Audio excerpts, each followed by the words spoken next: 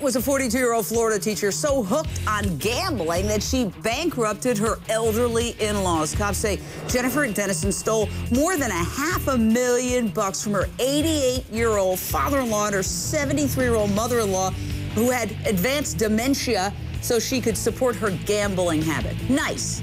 Nice, lady.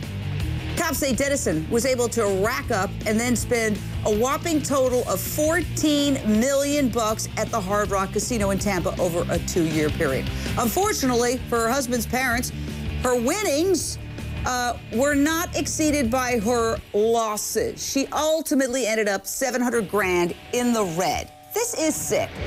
These guys, these elderly folks had dementia. By the way, Issues tried but was unable to contact Ms. Dennison, who was charged with exploitation of the elderly, fraud, and forgery. Straight out to Howard Samuels, addiction specialist, CEO, and founder of the Hills Treatment Center in L.A. Howard, I wrote a book, Addict Nation. I talked about gambling addiction. It is sweeping the country. But this lady, wow, she did it in a criminal fashion that is despicable to two elderly people who couldn't defend themselves.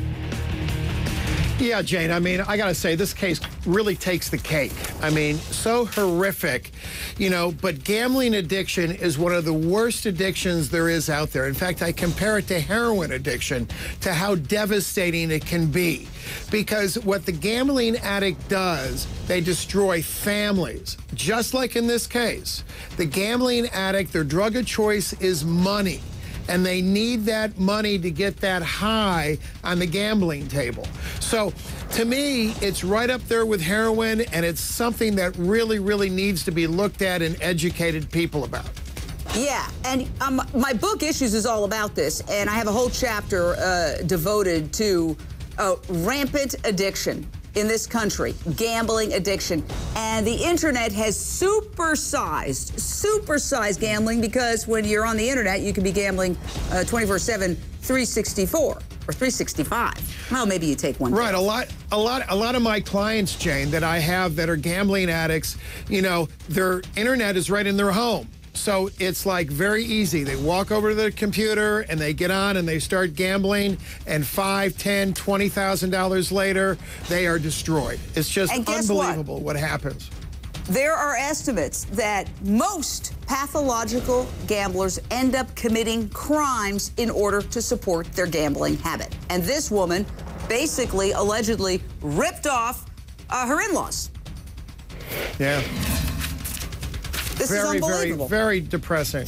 Very sad. And do you treat gamblers? Do you treat gamblers?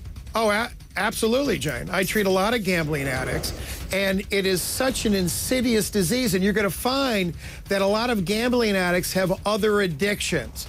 They'll have drug addictions. They'll be alcoholic. They'll have food addiction. So it usually goes hand in hand with another addiction.